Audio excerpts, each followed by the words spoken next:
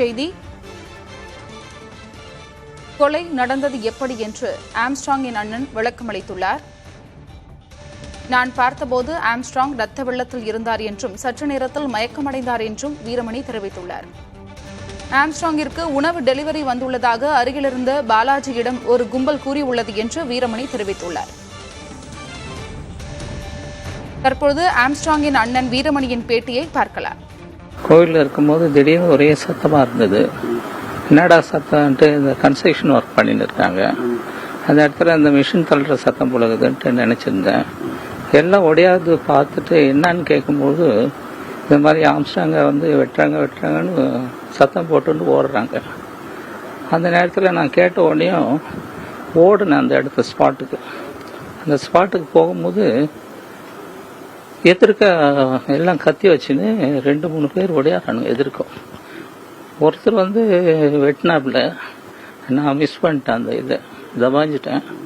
இன்னொருத்தரை வந்து தபாஞ்சி எழுந்த உடனே இன்னொருத்தர் வெட்டினார் என்ன. நான் அப்படியே குனிஞ்சிட்டு ஓடும்போது வேட்டி கட்டிட்டு இருக்கும்போது தடிக்க விழுந்த பாருங்க. என்ன வந்து 3வது நபராக வரும்போது அவர் என்ன தலையில் வெட்டிட்டாருங்க. வெட்டிட்டு கீழே விழுந்த உடனே முதுகில் ஒருத்தர் வெட்டு போட்டார். அந்த கூட பொருட்படுத்தாம நான் ஓடி போய் தம்பியை காப்பாற்றணும்னு ஓடி போய் இது பண்றேன், எழுப்புறேன் அவரை. எழுந்திருப்பா என்னப்பா, ஒரே ரத்த வெள்ளத்துல இருக்காரு. அதுக்கப்புறம் எனக்கு அடிபட்டதுனால இந்த ரத்த வெள்ளத்துல என்னால வேற ஆயிப்போச்சு, என்னான்ட்டு தெரியல எனக்கு.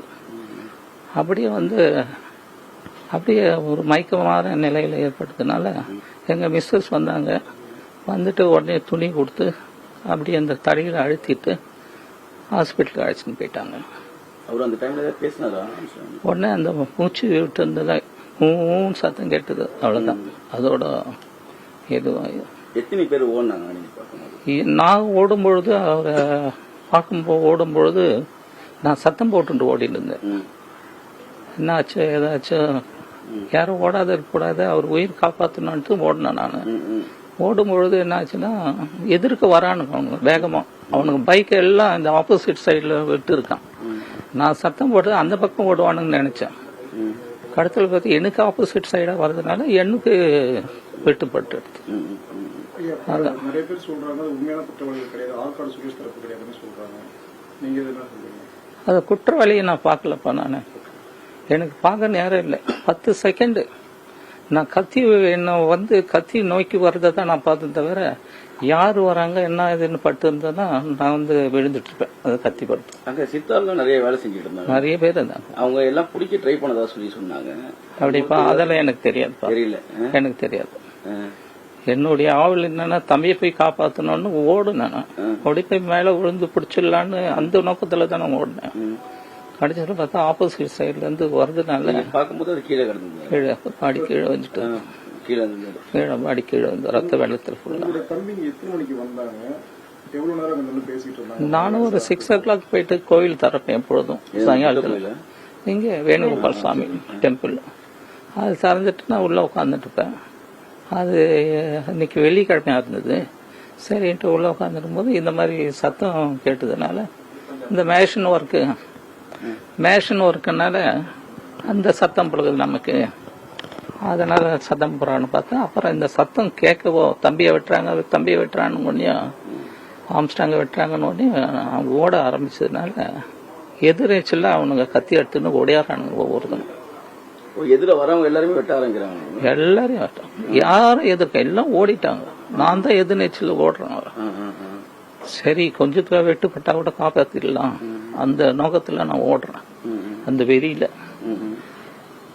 என்னடா இது மாதிரி ஆயிடுச்சு, எல்லாம் ஓடிட்டானுங்களே, தம்பி தனியா இருக்கிறேன்னு ஓடி போய் விழுந்துடலாம் மேலன்ட்டு ஓடுறேன். நான் ஓடுறதுல என் மேல காத்தி பாயுது. அதுதான் எதையும் கவனிக்கப்பா. இந்த கத்தியை தான் நான் பார்த்தேன் தவிர கத்தியை நம்ம மேல வர்றதே அதை தான் மிஸ் பண்ணேன். ஆமா, நீங்க புகார் கொடுத்திருக்கீங்களா காவல்துறை? என்ன புகார் கொடுத்தீங்க? என்ன ஒரு நடவடிக்கை யாருன்னு தெரியாது, எதுப்பா நம்ம கொடுக்க முடியும். அவங்க எழுதி கொடுத்தாங்க, சைன் பண்ணி அனுப்பிச்சிட்டேன். என்னால பேச முடியல அந்த நேரத்துல. அது மாதிரி எனக்கு ஒன்றும் தெரியலப்பா. அவர் எதிரிகை இருந்தா அவர் தனியா வருது, தனியா போறதெல்லாம் இருக்க மாட்டார் இல்லப்பா. அது மாதிரி இருந்துக்கு கிடையாது, வாய்ப்பு இருக்காது. எப்பவுமே அவர் கூட ஆதரவாளர்கள் இருப்பாங்களே. ஆதரவாளர்னா சொந்த ஊர் அது, சொந்த இடம், சொந்த இடங்கள் இருப்பாங்கப்பா. இந்த இடத்துல இது நடந்து. ஆதரவாளருங்கன்னா கட்சிக்காரங்க இருப்பாங்க, எதனா வந்து பார்த்துட்டு பேசிட்டு போவாங்க. மற்றபடி கூட யாரும் இருக்கிறது ரொம்ப